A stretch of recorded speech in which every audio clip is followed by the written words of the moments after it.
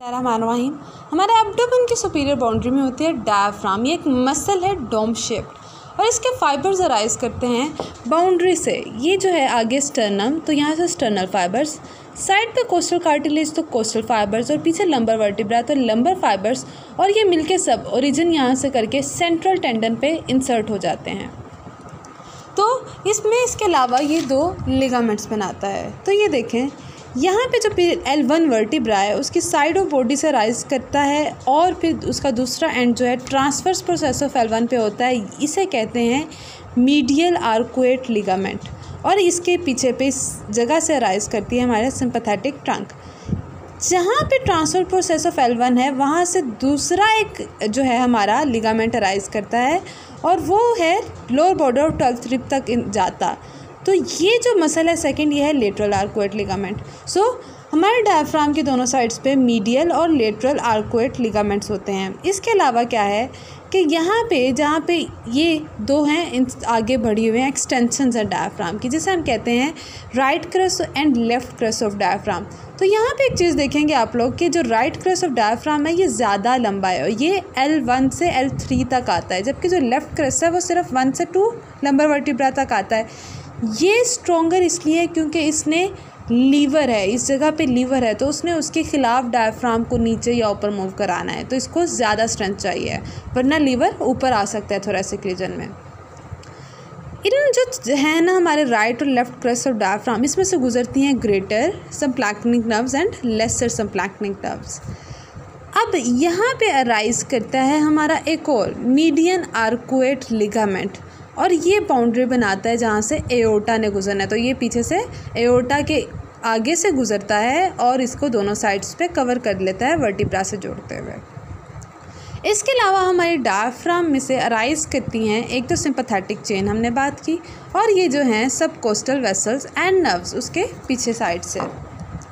तो इसके आगे है ना सेंट्रल टेंडन। अब इसमें डायफ्राम की 3 मेन ओपनिंग्स हैं, उनकी बात करें तो firstly this one is the inferior vena caval opening. तो इसमें से और क्या गुजरता है, right phrenic nerve and lymphatics of liver. ये जो ओपनिंग है ये लाई करती है T8 के लेवल पे, और ये क्वाड्रिलेटरल शेप में होती है। ठीक है, ये जो है ये सेंट्रल टेंडन के अंदर लाई कर रही है। पीछे है, इसके पीछे लाई करती है एसोफेगियल ओपनिंग। ये जो है T10O से एसोफेगस, और ये भी 10O, तो T10 के लेवल पे लाई करती है। एलिप्टिकल इन शेप है, और इसमें क्या क्या होते हैं, gastric nerves, right vagus nerve और oesophageal branches of left gastric artery. So oesophageal opening and lastly there is the aortic opening, जिसमें साथ में एजाइगस वेन और थोरेसिक डक्ट, और ये T12 के लेवल पर लाई करती हैं एंड दिस इज़ राउंड। अब क्या है कि जब ये डायफ्राम कॉन्ट्रैक्ट करती है तो क्या चेंजेस आती हैं। फर्स्टली ये तो डायफ्राम के ऑलमोस्ट बाहर है, तो इसमें नो चेंज। ये जो है ये देखो ये मस्कुलर पार्ट है, तो ये क्या करता है, ये एलिप्टिकल है और ये कंस्ट्रिक्ट हो जाता है। जब डायफ्राम कंस्ट्रिक्ट कर रहा है तो ये भी कंस्ट्रिक्ट हो जाएगा, और ये जो टेंडिनस पार्ट है ये डायलेट हो जाता है उस फॉर्म में। अब इसके अलावा एंटीरियरली यहाँ पे देखो एक स्पेस है जिसमें से गुजरे हैं सुपीरियर एपिगैस्ट्रिक वेसल्स और कुछ लिम्फेटिक्स। ये कहते हैं इसे फोरामेन ऑफ मोरगैग्नी या फिर लैरिस स्पेस। तो यहाँ से ये गुजरता है। अब नेक्स्ट इसमें ये लिखा हुआ है कि यहाँ पे मसल फाइबर जो हैं वो डोम शेप, जो राइट डोम है वो हायर होते हैं। ये देखो फुल एक्सपायरेशन के लेवल पे। जो सेंट्रल टेंडन है वो 6th कोस्टल कार्टिलेज के लेवल पे लाई करता है, और ये देखो ये है लेफ़्ट और ये राइट डोम। राइट डोम ऊपर है, ये 4th इंटरकोस्टल स्पेस पे, जबकि लेफ़्ट 5th रिब के लेवल पे है। थोड़ा ऊपर क्यों है, क्योंकि यहाँ पे लीवर लाई करता है जो कि इसको ऊपर की तरफ रखता है। तो कुछ इस शेप में हमारी डायफ्राम होती है। इसके टेंडन जो है सेंट्रल टेंडन वो ट्राइलोबार होता है, उसके 3 लिफलेट्स होते हैं। जो मिडल है वो ट्रायंगुलर है, और ये इसकी एपेक्स इस तरफ होती है, ऊपर ज़िफॉइड प्रोसेस की तरफ, ये ड्राई आगे की तरफ। और जो इसके 2 लेटरल हैं राइट और लेफ्ट लिफलेट्स, ये टंग शेप्ड होते हैं और ये बैकवर्ड आते हैं। ठीक है, बैकवर्ड आते हैं। और इसके अलावा इसमें 4 वेल मार्क डायगोनल बैंड्स होते हैं जो कि फ़ैन आउट करते हैं सेंट्रल पॉइंट ऑफ डिकसेशन से, और लोकेटेड किस तरफ पे होते हैं, in front of opening of the oesophagus. Oesophagus की ओपनिंग की तरफ होते हैं। ओपनिंग्स हमने ये देख ली हैं। इसके अलावा वो कहता है कि लेफ़्ट क्रस्ट में एक हैमी एजाइगस वेन यहाँ पे हेमी एजाइगस वेन भी पायरस करती है हमारे इन सब के साथ, ग्रेटर और लेसर सबक्लैंक्टिक नर्व्स के साथ। नेक्स्ट वो कहता है कि हमारी जिसको मोटर सप्लाई है वो फ्रेनिक नर्व है, जबकि जो इसकी सेंसरी सप्लाई है उसमें फ्रेनिक नर्व्स के साथ लोअर 6 थोरैसिक नर्व्स भी आती हैं। इसके जो एक्शंस हैं डायफ्राम के, तो उसमें क्या है कि प्रिंसिपल मसल है इंस्पायरेशन का। हमें पता है कि जो थोरैक्स है उसका जो वर्टिकल डायमीटर है ये उसको इंक्रीज़ करवाता है। नॉर्मल एक्सपायरेशन में सिर्फ 1.5 सेंटीमीटर इसकी मूवमेंट होती है, जबकि डीप इंस्पायरेशन में ये 6 से 10 सेंटीमीटर तक ऊपर नीचे मूव कर सकता है। जितने भी एक्सपल्साइल एक्शंस हैं जैसे crying, laughing, vomiting, micturition, defecation, इन सब में इसका रोल है। और जो लोअर एंड ऑफ एसोफेगस है, हमने देखा था कि एसोफेगस कंस्ट्रिक्शन भी होती है इसके लेवल पे, तो ये वहाँ पे स्फिंक्टेरिक एक्शन भी परफॉर्म करता है। पोजीशन जो है वो डिपेंड करती है कि लंग्स की क्या इलास्टिक कोइल है, एब्डोमिनल विस्ट्रा इस पर कितना प्रेशर कर रहे हैं और एब्डोमिनल वॉल के मसल्स कितने करंट हैं। ये एक MCQ पॉइंट है कि हाईएस्ट होती है डायफ्राम जब सुपाइन पोजीशन में लेटे होते हैं, और लोएस्ट होती है जब बंदा बैठा होता है, और इंटरमीडिएट पोजीशन में होती है जब खड़े हुए होते हैं। इसके डायफ्राम के डेवलपमेंट ज़रूरी नहीं है। हिकअप्स कब होते हैं, जो हिचकी आती है, ये एक्चुअली में डायफ्राम की स्पाज्मोटिक कॉन्ट्रैक्शन होती है। इसके जो सेंट्रल टेंडन है उस जगह पे इरिटेशन हो उसकी वजह से होती है। और डायफ्रैग्मेटिक हर्निया पे आते हैं। अब ये कंजेनिटल भी हो सकता है और उसके बाद भी एक्वायर्ड भी हो सकता है। तो कंजेनिटल हर्निया में आता है रेट्रोस्टर्नल, मतलब स्टर्नम के पीछे, तो रेट्रोस्टर्नल कौन सा होगा, ये होगा, ठीक है, फोरामेन ऑफ मर्गैंगी वाला, फोरामेन ऑफ।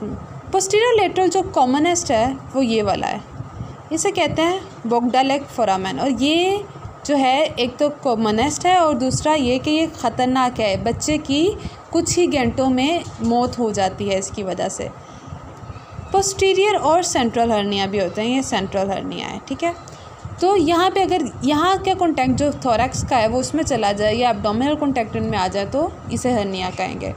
इसके अलावा एक्वायर्ड हर्निया में क्या है कि इसमें यहाँ पे 2 टाइप के देखो, एक तो ट्रॉमेटिक है कि बुलेट इंजरी हो गई है इस वजह से। हाइआर्टल हर्निया 2 किस्म के हैं, कंजेनिटल जो है वो होता है रोलिंग और एक्वायर्ड जो है वो स्लाइडिंग होता है। ये देखो, ये है रोलिंग, ये तो डायफ्राम में पायरस कर गया, लेकिन उसके बाद स्टमक का जो फंडस है वो फोल्ड होकर ऊपर को आया है, ये है रोल बैक किया स्टमक, तो रोलिंग हाइआर्टल हर्निया। जबकि स्लाइडिंग है कि स्टमक ही पूरा का पूरा उसका जो शुरू का पार्ट है कार्डियक पार्ट वो ही सारा इसमें आ गया है। So this is the rolling sliding hernia. Next हमारी जो एब्डोमिनल वॉल है उसकी पोस्टीरियर वॉल से पहले एक दफ़ा कंफर्म कर लें। देखो एंटीरियर वॉल में हमने क्या पढ़ा था, ये मसल्स हैं जो एंटीरियर एब्डोमिनल वॉल बनाते हैं। लेयर 2 में उसके नीचे क्या लाया करता है, लीवर, स्टमक और उसकी ओमेंटम और डायफ्राम जो भी हमने पढ़ी है।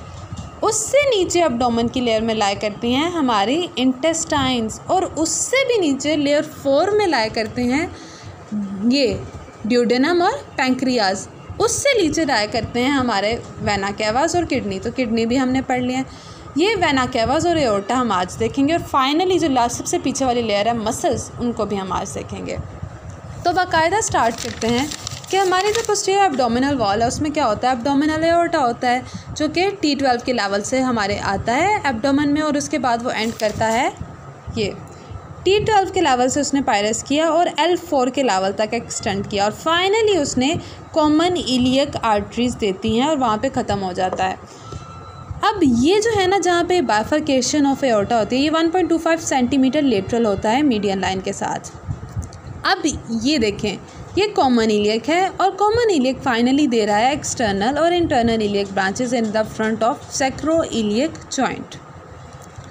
इसके अलावा एओर्टा कुछ और ब्रांचेस देता है। सबसे पहले इसकी वेंट्रल ब्रांचेस हैं, तो वेंट्रल ब्रांचेस में हमने क्या देखा था कि सीलियक ट्रंक, सुपीरियर मेसेंटेरिक और इन्फीरियर मेसेंटेरिक, और ये सारा हमने GIT में पढ़ा है। लेटरल ब्रांचेस में देता है ये डायफ्राम को देगा, फ्रेनिक नर्व और किडनी और सुप्रारीनल को देगा, और एंड पे टेस्टिकुलर या ओवेरियन आर्टरीज देगा।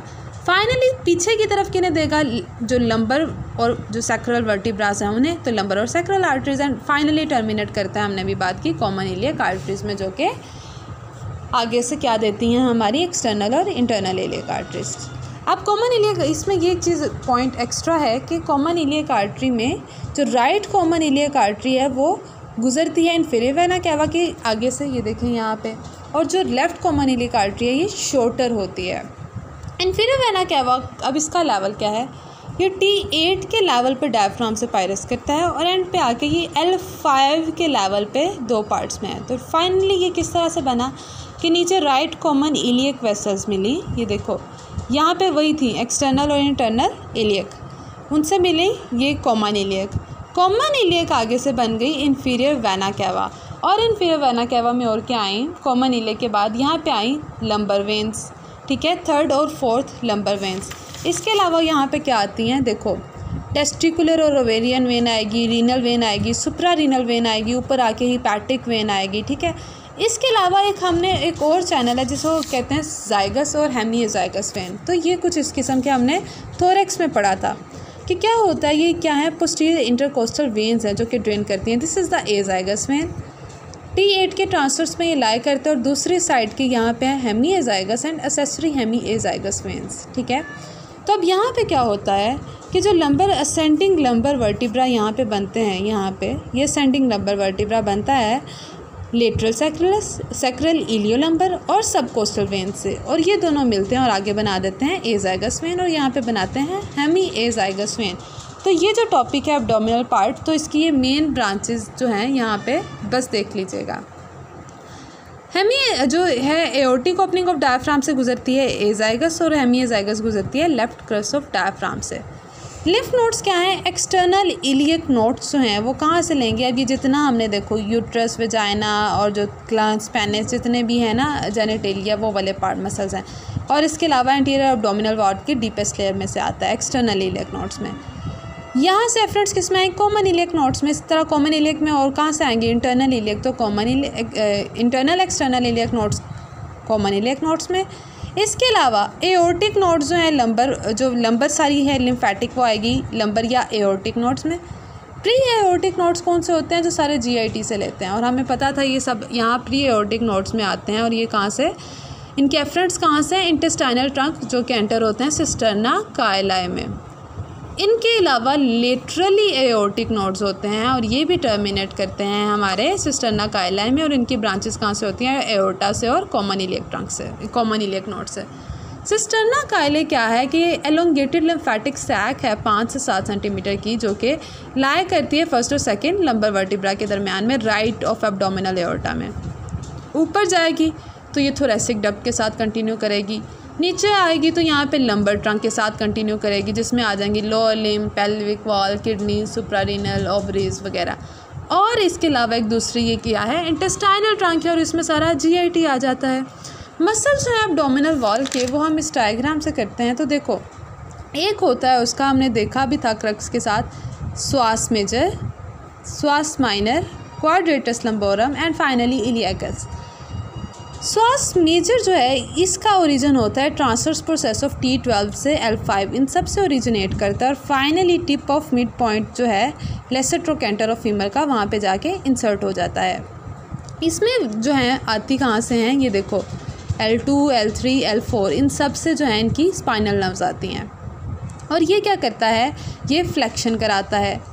नेक्स्ट पे यहाँ पे देखो श्वास माइनर, ये T12 और L1 सिर्फ इनकी बॉडी और डिस्क से ओरिजिनेट कर रहा है, और इंसर्ट कहाँ पे होता है, टेंडिनस इंसर्शन है इसकी इलियोप्यूबिक और एमिनेंस ऑफ पैक्टिन प्यूपिस से। श्वास माइनर तो ये क्या करता है, ये वीक फ्लेक्सर ऑफ हिप है। इसके अलावा ये जो है साइड पे क्वाड्रेटस लंबोरम है, इसका ओरिजिन कहाँ पे है, यहाँ पे नीचे से। Transverse process of T5 and इलियो lumbar ligament यहाँ से अराइज करता है और ऊपर आके इंसर्ट होता है, जो कि transverse process of L1 to L4 है, और lower border of 12th rib है, यहाँ पे आके इंसर्ट होता है। इसको सप्लाई करती हैं ventral रेमाई of T12, L1, L2, L3 and L4 आगे इससे सप्लाई करती हैं, और ये श्वास माइनर को कौन कर रहा था, L1 जो है स्पाइनल नर्व, वो सप्लाई करती है। फाइनल जो लास्ट मसल है वो है इलियकस, जो कि अपर जो है 2/3 of iliac fossa and lateral part of sacrum यहाँ से अराइज करता है, और फाइनली लेटरल पार्ट जो है लेसर ट्रोकेंटर का, उसमें चल के इंसर्ट हो जाता है। तो ये सब मसल्स फ्लेक्शन ऑफ हिप में बेसिकली इन्वॉल्व होते हैं। ये जो है ना क्वाड्रेटस लंबोरम, वो इसके अलावा क्या करता है कि इंस्पायरेशन में रिब की मूवमेंट करवाता है, और lateral flexion of the vertebral column में भी करवाता है हेल्प। नेक्स्ट इसकी जो है हमारा थोरैको लंबर फेशिया इंपॉर्टेंट है क्योंकि फेशिया इंक्लोज करते हैं deep muscles of the back, इन सबको इंक्लोज करता है। इसकी जो पोस्टीरियर लेयर है वो थिकेस्ट है जबकि इंटीरियर लेयर थिन है। इसका एक्सटेंट कहाँ से है कि पोस्टीरियर लेयर जो है वो लॉइन को कवर करती है, बैक ऑफ थोरैक्स और नेक को, और जो मिडल और इंटीरियर लेयर है वो सिर्फ लंबर रीजन में है जबकि वो ऊपर थोरैक्स और नेक में भी जा रही है। अटैचमेंट्स देखो इसकी। अब ये जो है ना 1 2 3, 1 का मतलब है पोस्टीरियर लेयर, 2 का मतलब मिडल एंड 3 का मतलब इंटीरियर लेयर। तो जो है ना हमारी पोस्टीरियर लेयर, ये देखो ये लंबर और सैक्रल स्पाइन से पे अटैच होती है। जो हमारी मिडल लेयर है ना वो कहाँ पे होती है, लंबर जो ट्रांसफर्स जो टिप्स है ना ट्रांसफर्स प्रोसेस की उन पे, और जो हमारी इंटीरियर है वो कहाँ पे होती है, interior surface of the transverse process यहाँ पे। जो इलियक क्रेस्ट है उसमें किस तरह से जो है ना हमारी L1 जो है हमारी एंटी पोस्टीरियर वो आउटर लिप पे, ये इनर लिप पे, और ये इन दोनों के दरमियान में इलियक क्रेस्ट के, ठीक है। और इसके अलावा क्या है कि सुपीरियरली जो पोस्टीरियर है वो वर्टिब्रल स्पाइंस और एंगल्स ऑफ रिप पे अटैच होती है। मिडल जो है ये superiorly lower border of 12th rib पे, और इंटीरियर जो है वो लेटरल आर्कुएट लिगामेंट पे होती है। लंबर प्लेक्सस के बस नाम याद कर लें, इलियो हाइपोगैस्ट्रिक नर्व होती है, ilioinguinal, genitofemoral, lateral cutaneous nerve of thigh, femoral nerve, obturator nerve and finally the lumbosacral trunk. Abdominal parts में जो है सिंपैथेटिक और पैरासिम्पैथेटिक आती हैं। सिंपैथेटिक में लंबर और सीलियक प्लेक्सस, और पैरासिम्पैथेटिक में वेगस नर्व और pelvic splanchnic nerves. Lumbar sympathetic chain ये है जो हमारे ये देखो दोनों साइड्स पे है इसके, और ये पूरा एक गैंग्लिया बनाती है। लंबर वर्टिब्रा के दोनों साइड पे 5 गैंग्लिया देती है, और इसका जो सबसे ऊपर वाला पार्ट है इसे कहते हैं ये सीलियक गैंग्लिया। ये ज़्यादा इंपॉर्टेंट है क्योंकि लार्जेस्ट गैंग्लियन है और दोनों साइड्स पे सीलियक ट्रंक के दोनों साइड्स पे लाई करता है। इसे सोलर प्लेक्सस भी कहते हैं। इसकी भी बस मेन ब्रांचेस देख लीजिएगा कि फ्रेनिक जब कि उसको डायफ्राम को देगी, hepatic, gastric, splenic, suprarenal, renal, testicular, ovarian और सुपीरियर मेसेंटेरिक और इंटरमेसेंटेरिक प्लेक्सस बनाती है। एंड फाइनली हम आ जाते हैं सुपीरियर हाइपोगैस्ट्रिक प्लेक्सस पे और इन्फीरियर हाइपोगैस्ट्रिक प्लेक्सस पे, और इनकी भी सिर्फ ब्रांचेस के नाम के। सिंपैथेटिक में एओर्टिक प्लेक्सस और लंबर सबप्लैंक्निक, और पैरासिम्पैथेटिक में पेल्विक सबप्लैंक्निक नर्व्स देती हैं।